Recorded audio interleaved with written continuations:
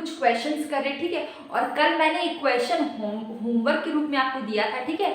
तो वो क्वेश्चन क्या था पहले वो बता देते। देखिए क्वेश्चन मैंने दिया था कि हाउ इज एमआर डिराइव कैसे होगा टोटल रेवेन्यू से, ठीक है। एमआर कैसे डिराइव होगा टीआर से। तो अगर हम बात करें TR, MR is equal to TR N minus TR N minus 1, ठीक है। Margin revenue is equal to total revenue और माइनस टोटल रेवेन्यू एन, मतलब कि ये क्या मार्जिन रेवेन्यू के वन एडिशन है टोटल रेवेन्यू का, ठीक है। तो ये हमारा ये फॉर्मूला से डिराइव हो जाएगा एमआर। टीआर से कैसे डिराइव होगा मैंने बता दिया। अब हम लोग आज की वीडियो में आते हैं। आज का वीडियो क्या है, देखिए क्वेश्चंस, साथ साथ हम लोग थोड़ा कंसेप्ट भी प्रैक्टिस कर लेंगे। जैसे कि यहाँ पे एक बोला गया the situation where some people demand a commodity because other people purchase it, ठीक है। जब आप डिमांड करते हैं, ठीक है, क्योंकि दूसरे भी खरीद रहे। फॉर एग्जाम्पल मान लीजिए कि धनतेरस से दिवाली है, किसी के घर में फ्रिज आया, आपके पड़ोसी के घर में फ्रिज आया तो आप भी खरीद लेंगे। तो आप किसी को देखा देखी में अगर काम कर रहे, देखा देखी में अगर आप खरीद रहे हैं तो वो क्या हो जाएगा, कौन सा इफेक्ट होगा, वो होगा बेंडा वैगन इफेक्ट। ओके, ये समझ में आ गया। इसका आंसर क्या है, ए।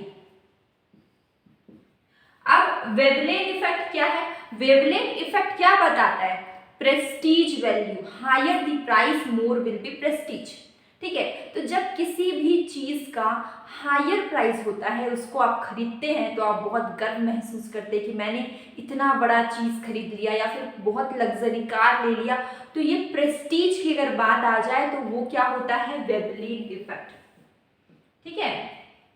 और अगर हम स्नोब की बात करते हैं, स्नोब इफेक्ट मतलब कि अगर आप कुछ ऐसी चीज ले रहे हैं जो कोई नहीं खरीदता, जो यूनिक चीज है, ठीक है, उसको हम लोग बोलते हैं स्नोब इफेक्ट। मतलब आप कुछ ऐसी चीज खरीदे जो दूसरी नहीं खरीद रहे हैं, उसको हम लोग बोलते हैं स्नोब इफेक्ट, ठीक है। तो आपको तीनों चीज का मतलब आपको समझ में आ गया और इसका आंसर हो जाएगा ए, क्योंकि एक ऐसा चीज आप खरीद इसलिए रहे हैं क्योंकि दूसरे भी खरीद रहे हैं। मैंने एग्जांपल दिया दिवाली का, दिवाली में किसी के घर में फ्रिज आया तो आप भी फ्रिज लेंगे क्योंकि उन्होंने खरीदा इसलिए आप खरीद रहे हैं, ठीक है। तो ये क्या होता है, अगर मान लीजिए किसी के पास आईफोन है तो आप भी ले रहे हैं आईफोन क्योंकि उसके पास है तो आप भी खरीद रहे हैं, ठीक है। तो ये क्या हो जाता है, इसमें दिखावा आता है, ठीक है। इसको हम लोग बोलते हैं बेंडा वैगन इफेक्ट। इसका आंसर हो जाएगा Benda wagon effect, answer is a, ठीक है। सेकेंड, अगर क्वेश्चन की अगर हम बात करें कि revenue raised through printing money, अगर रेवेन्यू रेस्ड हो रहा है प्रिंटिंग मनी के थ्रू तो इसको हम लोग क्या बोलते हैं, चार ऑप्शन है आपके पास। टोबिन टैक्स तो हो ही नहीं सकता, रॉन्ग आंसर।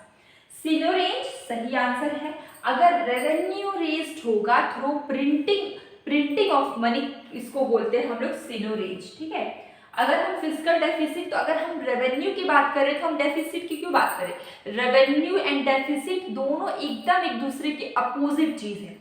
तो ये सब दोनों आप दिमाग, अगर आपको आंसर नहीं भी पता है तो आप फिर भी करेक्ट आंसर दे सकते, थोड़ा सा दिमाग लगा के देखिए। इसमें पूछा गया है रेवेन्यू, ठीक है। तो रेवेन्यू मतलब क्या होता है, इनकम होता है, ठीक है। डेफिसिट मतलब तो नहीं होता है इनकम, डेफिसिट मतलब तो कुछ और होता है। तो डेफिसिट दोनों है, इसका मतलब ये दोनों आंसर नहीं होगा। यहाँ पर बोल दिया टैक्स, ठीक है, ये भी नहीं होगा। तो इसका आंसर क्या होगा, सीनोरेंज, ठीक है, आंसर इज। इसके बाद क्वेश्चन है a numerical limit on the volume of imports, ठीक है। अगर आपको इंपोर्ट्स में न्यूमेरिकल लिमिट पूछा गया है तो ये क्या होगा, अगर हम इंपोर्ट्स में न्यूमेरिकल लिमिट बोलते हैं तो इसका आंसर हो जाता है कोटास, आंसर इज बी, ठीक है। अब आपसे एक न्यूमेरिकल क्वेश्चन पूछा गया है। देखिए क्वेश्चन क्या है कि मान लीजिए कि इन्वेस्टमेंट, कल मैंने क्वेश्चन एमपीएस का करवाया था तो मैंने वहां पे दो फॉर्मूला बताए थे, लेकिन यहाँ पर दूसरा फॉर्मूला यूज होगा। इन्वेस्टमेंट मल्टीप्लायर का फॉर्मूला क्या है बताइए, change in income due to change in investment, ठीक है। Change in income due to change in investment, ठीक है।